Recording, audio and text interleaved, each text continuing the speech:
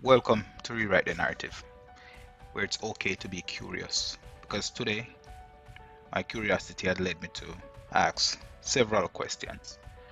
And this time, it will be a Rewrite the Narrative perspective. First question: do we need 5G technology at this time? And my answer to this is it doesn't matter. It doesn't matter if we need 5G at this time or not. Because other question would be, when would be a good time to implement 5G? There is never a good time. It is necessary, and it is necessary because it benefits society. It benefits society in the sense that human progression is steady, it's constant, it keeps moving forward. There is no stopping it. Humans have infinite curiosity, infinite ambitions, and they will move forward in their quest for knowledge and exploration, whether we want to or not. Therefore, it doesn't matter if we need this technology at this time or not. We will get this technology because if not now, then when? Are there any assurance that 5G will live up to standard? It is Rewrite the Narrative opinion that it will live up to the standard of society because it is extremely beneficial to society. It's also put nature at a disadvantage. When you outline the benefits of 5G, it shows that it moves forward into the future in a positive way. It creates a entirely new network on top of the current network that we have, which is 4G network. And we should also note that 4G devices will not work on 5G network. You will also need to have 5G capable devices. 5G within itself is an expensive implementation, but it's like a future promise. Things will get better with 5G for society is that it utilizes high frequency radio wave, which is damaging to nature. It benefits society tremendously, and it will continuously benefit society and create an evolving progressive society. Flip side is it will continuously destroy nature. The other question is the risk worth the reward? The answer is yes and no.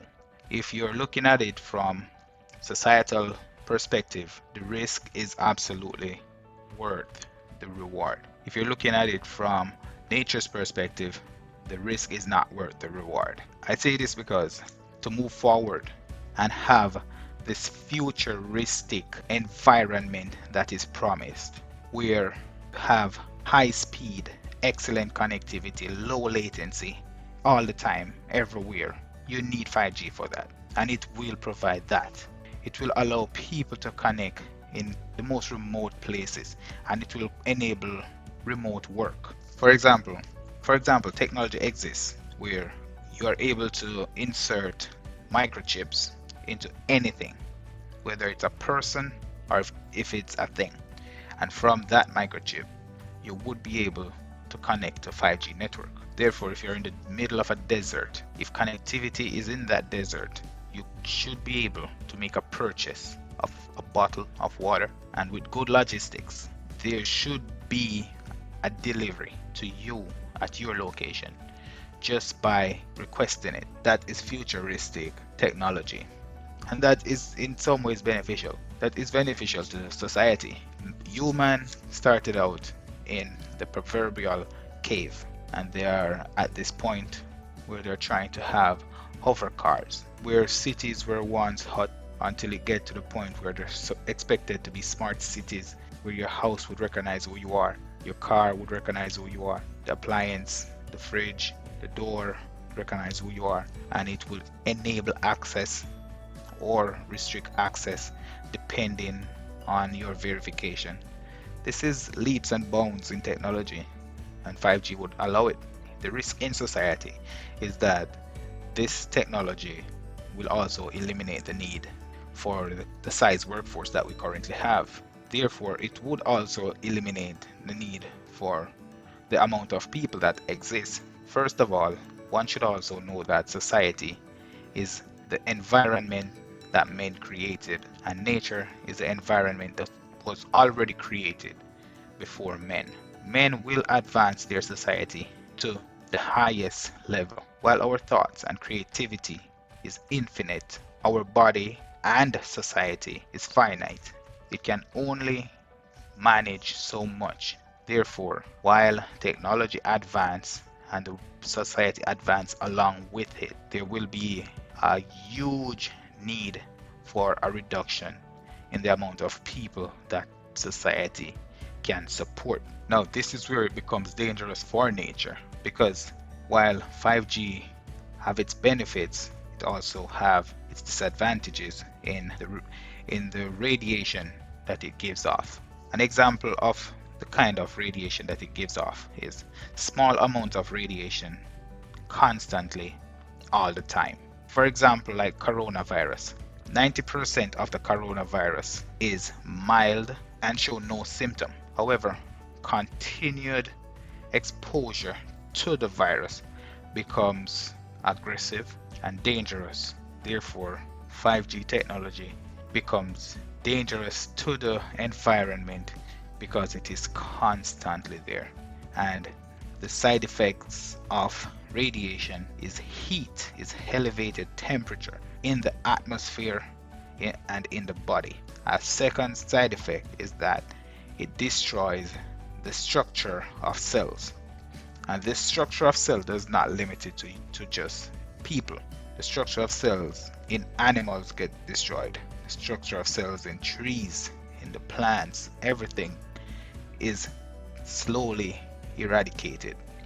And that is where I don't see any benefits for nature.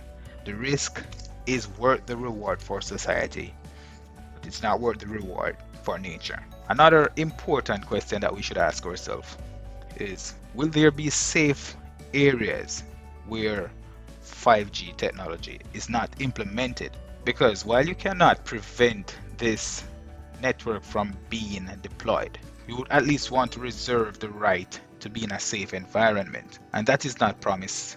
It is absolutely not promised, because the goal is to have complete connectivity everywhere all of the time. But those people who understand, who are aware that this technology is the future and it's here to stay, a good question would be, will there be safe spots? And the answer is no.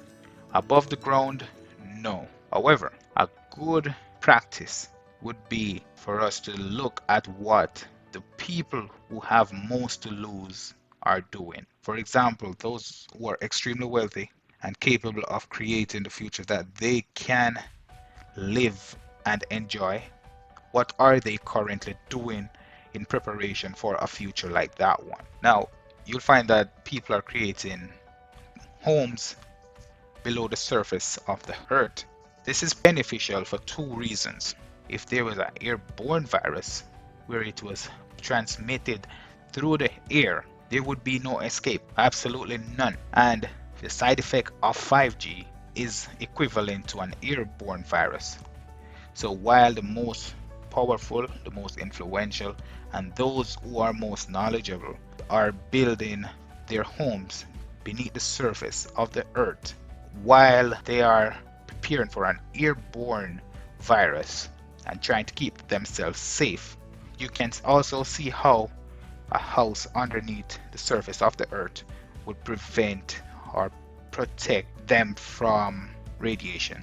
These are questions that would be absolutely important to ask yourself. And then after you ask yourself these questions, you should ask yourself, are there anything that you can do to prevent the deployment? Are there anything that you can do to prevent the deployment of the 5G network? And after you consider it, your answer will be no, because it is not personal. This is not personal. It's for the advancement of society. It's not for the advancement of mankind. And it's not for the advancement of nature.